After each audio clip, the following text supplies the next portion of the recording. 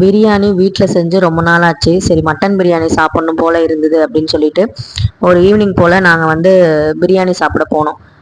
ஹக்கீம் பிரியாணி தான் வந்து சாப்பிட போனோம். திருச்சியில் ரொம்ப ஃபேமஸ்ஸு கேஎம்எஸ் அப்படின்னு எல்லாத்துக்குமே தெரியும்.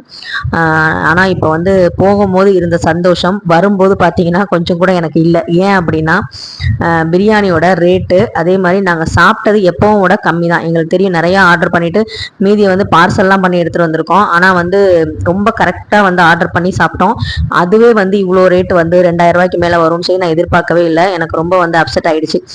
அப்புறமா வந்து பில்லு பார்த்ததுக்கப்புறம் தான் நான் வந்து கேட்டோம் ஏன் இவ்வளோ ரேட் அப்படின்னா சிலிண்டர் விலை வந்து ஏறிடுச்சு, அதனால் வந்து இந்த மாதிரி வந்து பிரியாணி எல்லாமே ரேட் வந்து ஏறி போச்சு அப்படின்னு.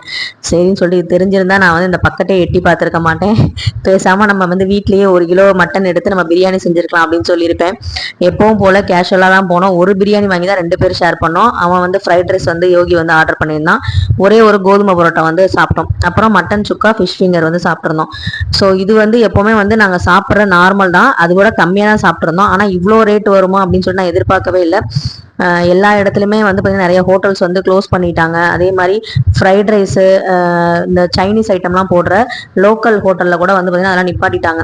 ஸோ இந்த மாதிரி இருக்கும்போது நம்மளும் வந்து இனிமேல் எந்த ஒரு இதுவும் இல்லாமல் நமக்கு நாமே ரெஸ்ட்ரிக்ஷன் பண்ணிக்கணும். கவர்மெண்ட் ரெஸ்ட்ரிக்ஷன் கொடுக்குதோ இல்லையோ நமக்கு நாமே ரெஸ்ட்ரிக்ட் பண்ணிக்க வேண்டியதான். ஏன்னா அந்த மாதிரி ஒரு சூழ்நிலை இருக்குது. விலைவாசிலாம் ஏறிட்டுருக்கு. ஒவ்வொரு விஷயமும் பஞ்சத்தில் வர மாதிரி ஒவ்வொன்றும் வந்து தட்டுப்பாடாக இருக்க மாதிரி இருக்குது. ஸோ இனிமேல் வந்து நம்ம கொஞ்சம் வந்து நம்மளை கண்ட்ரோல் பண்ணிக்கணும். இனிமேல் நம்ம வந்து வீட்டிலே வந்து சமைச்சு சாப்பிட்டுக்கலாம் அப்படிங்கிற மாதிரி தான் யோசிச்சிருந்தேன். ஸோ இது மாதிரி நீங்களும் வந்து விலைவாசிலாம் ஏறினதுக்கப்புறம் ஹோட்டலுக்கு போயிட்டு இது மாதிரி யோசிச்சிருக்கீங்களா அப்படின்னு கண்டிப்பாக வந்து மறக்காமல் கமெண்ட்டில் சொல்லுங்கள்.